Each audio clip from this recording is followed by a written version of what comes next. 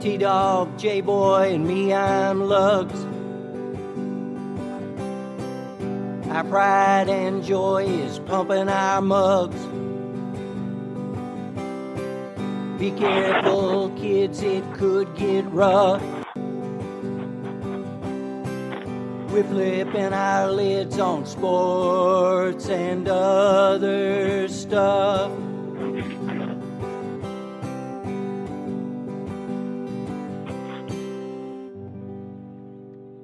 Welcome to Sport Weasel Central. I'm coming to you from the Charlotte Motor Speedway. I'm Lugs. It sounds more like a damn wind tunnel, but anyway, I'm J-Boy. And I'm T-Dog. Yes, that's right. This is the podcast that makes your head feel like it's in a plaster cast. That's right. Okay, let's get started with the program here. The NFL Draft is April 29th. Now that college basketball is put to bed, we have some reflections. And don't look now, but Bobby Petrino is a hero. But let's get started. It's ramped up, ready to go, NFL Draft 2021. Who goes where? What happens next? We think we know. Set against the backdrop of Lake Erie and Cleveland, Ohio, Commissioner Roger Goodell will ascend the stage to announce it all. It's going to be exciting. Yes, guys, or no? Well, I think the first three or four are, well, there's some debate, but I would give very quickly 1, 2, 3, and 4. I'm thinking Trevor Lawrence to Jacksonville, Zach Wilson to the Jets, Mac Jones to the 49ers, and Justin Fields to the Patriots. What do you think, T-Dog? Oh, you're saying the Patriots trade up to 4? Or yeah, I think they're going to work a deal and get him. I look, I agree with you.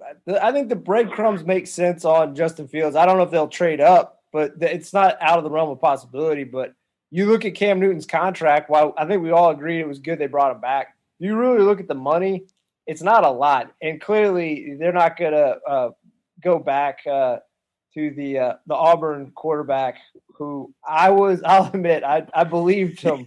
I believed their lie. You two were like on it. Like, there's no way that guy's starting. Like, no, they swear by him. He's going to be good. But if you look at Cam's contract and also, not that they play exactly similar, but obviously he's probably the most built like Cam in terms of like his height and his weight and his ability to run. Like, he ran a 4.4. I don't think he's as great an athlete as Cam Newton was coming out, but he's obviously a very good athlete. And they'll wait to develop him. They'll give him like at least a year, probably behind Cam Newton. So yeah, I agree with you, Lugs. I think there's a good shot that they draft him. Is that Richard Petty going by? Lugs, who is that, man? Did you get the number of that car? That's Davy Johnson. He's just going to get some food at the restaurant.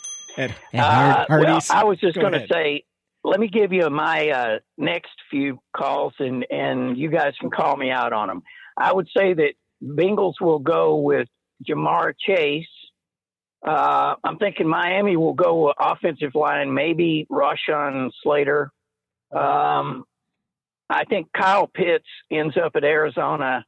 And then I think the Panthers, either they trade or do some work, and they may go for Trey Lance, or out of that, I would say Sewell, offensive tackle to the Panthers. So what do you think, T? I see. I have as much as Jamar Chase is beloved by Joe Burrow, and obviously Joe Burrow has a lot of weight. The main thing that killed him last year was their pass protection was awful. So I think they go with Penei Sewell, the offensive lineman from Oregon. Yep. He's a generational talent, the way certain people, and I'm not saying that from my perspective. I readily admit, not that I know anything really about scouting, but when it comes to offensive linemen, I'm just going to take people that actually know offensive lines. I'm not going to act like it. But the way people talk about him, for a guy his size to move the way he does, that's what they need. They need offensive line help more so than Jamar Chase, which I think Jamar Chase goes to Miami. I think Trey Lance goes to the Washington football team. I think they they got Fitzpatrick, but again, it's similar to the Cam Newton thing. It's only like a 1-year contract, so they just need him to bridge, which obviously Fitzpatrick can do.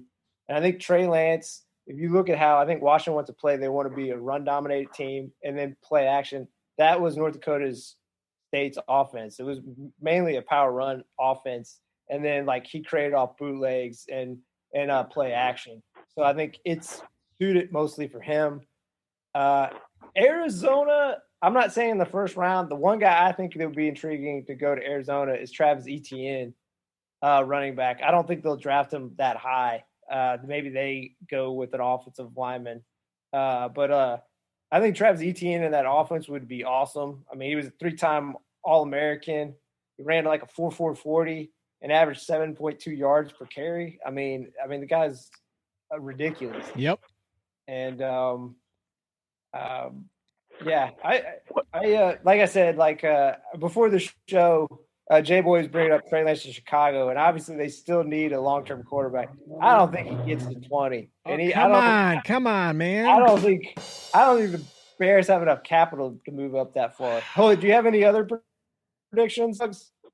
Well, see, in number 9 spot, I was going to have Trey Lance going to the Broncos because Drew Lock is not there long term. You don't think so? And then I don't. And in number 10, I was thinking the Cowboys need a cornerback, and Patrick Surtain is like really an excellent or has been in college. So that rounds out my top 10. I mean, all those are good. I mean, I think the thing when I look at this draft, one, it has a lot of intriguing quarterbacks. It has some really good running backs, but obviously a lot of those running backs, I mean, one might not even be drafted in the first round. Najee Harris probably will. But there's a lot of good receivers. There's a lot of good corners. A lot of talent in general, right? Lots of talent. Yeah. Kyle Pitts is feels like the most can't miss prospect of all these guys. I mean, when I watch him, I don't put this on him. Barring a catastrophic injury, that guy feels like he's going to have a gold jacket at the end of his career. But yeah, he's got the size and everything that really matters, and can run some decent routes. As far as you were talking about receivers, I think Waddle would be lucky to go to Baltimore if he can be there when they're picking. So, the way you guys were talking, this is an amazing group of talented individuals at a bunch of different positions. Yeah, I mean, like I said, we haven't really got into corners, or we haven't even got into pass rushers or linebackers like Micah Parsons. There's a lot of really intriguing, even quarterbacks that won't go early. And I'm not going to say that ever be great starters, but I think they have the potential to maybe be something down the line, maybe a Kirk Cousins or a Dak Prescott. I'm not saying they will be, but I think they have the potential to be better than backups. Or guy like David Mills from Stanford, who only started 11 games, but he's got a good vision, and he's got good touch. And coming out of high school, he was the top number 1 pocket quarterback in 2007 recruiting class over Tua. So he's intriguing. And then Kellen Mond, I mean, he started 44 games. He's a good athlete. He's only the 3rd SEC quarterback with 9,000 yards passing and 1,000 yards rushing. The other 2 were Tim Tebow and Dak Prescott. That's pretty good company right there. I'm just saying, like I said, I think there's some – and then with wide receivers, again, local love for Rondell Moore. I know he had some injury problems the 2 previous years, but in 2018 as a true freshman, he had 1,200 yards receiving, 12 touchdowns, was the main reason they beat Ohio State. Ohio State could not stop that man. It was insane. And and then with running back, I saw projections where Chuba Hubbard will go in the 4th round. Chuba Hubbard, particularly if it goes to the 49ers, oh my God, Chuba Hubbard could be like a star. So well, and Lugs, I'm surprised you haven't mentioned your North Carolina guy, Javonte Williams. Current projection is maybe to the Bengals. He'd be great there. Yeah, that would be a good thing. I just want while I'm thinking about it, the luckiest guy of the week is Giovanni Bernard. He signed a 1-year deal with Tampa Bay. So that's a cool thing for him, seeing as how he was sort of unceremoniously just unloaded by Cincinnati. No, that's a great pickup. I mean, he can get some rushes there, can he? Yeah, and yeah. His biggest asset, which is bizarre to think because I know he's not that large, he's a top shelf pass protector. So like that's probably the main reason Tom Brady brought him in. He's like, Ronald Jones, I don't trust you. General Manager Tom Brady. Yeah. So, and I'm going to hold out that Trey Lance, man, goes to the Bears, and this may be the reaction you guys have, but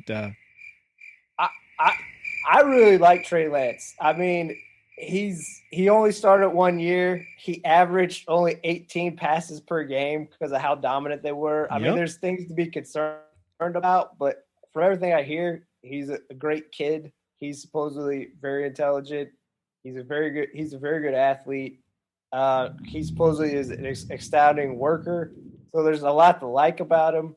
No, I like Trey Lance. I don't see how he falls that far. The intriguing thing is Justin Fields.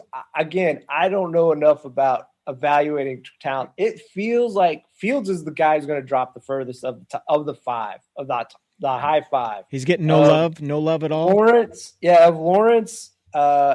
Wilson, Mac Jones, and Lance and Fields. It feels like Fields is the one that falls, and I do agree with Luggs. Probably he stops at the Patriots. It feels like they need a true. They can't.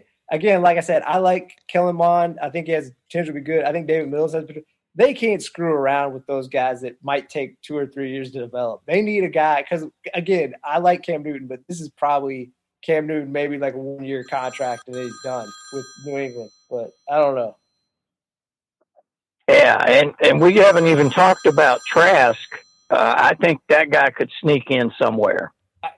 Trask, you're right. Trask has talent. He's just hard for me to evaluate because as much as people crap on Mac Jones's mobility problems, like Trask just seems like a true out-and-out statue. Like Mac Jones can move a little bit, not a lot, but like Trask feels. I was just going to say I thought Trask would be a fit for the Patriots. I mean, but anyway, like we've been saying, this is just a fascinating draft all the way around. Yeah. I think going back to the Bengals, they do need a wide receiver, but I feel I haven't really got to look at all of them. This wide receiver class is I feel is fairly deep. Now, there's maybe not like prototypical size guys you want. There's a lot of like really talented 5'10" or below receivers, but there's talent there. So, hey guys, we got a caller on the line. Here he is. This is a question for Luggs. You said something about a guy named Waddle. Is he kind of like a Weeble? Well, he'll waddle, but he won't fall down. Can you answer my question? Thanks. Bye. He will waddle all the way to a good bank account. We're hoping. That was a marginal call. Okay, go ahead. I was gonna say this will be my last thing on it because I don't know maybe go up. But like, this is how talented this draft feels like. We haven't even talked about the Heisman winner, Devontae Smith. Right. He led the team. Not obviously he won. He had 1,800 yards receiving this year. He led Alabama last year in receiving, where two guys, Jerry Jeudy and Ruggs, win the first round, and this guy isn't really being talked about. Right. It just tells you like how crazy the talent is in this draft. It is crazy. Yeah, I think he'll go to the Cowboys. He seems to me to be a Cowboy type receiver. They don't need another wide receiver. It's not that. I mean, they won't be enticed. They already have 3 really good wide receivers. They need to get corners. I think you were right earlier. They need to get a corner. Maybe need to improve their O-line or get a pass rusher. I don't know. Yep. All right. Let's talk about college basketball. It's done. It's over.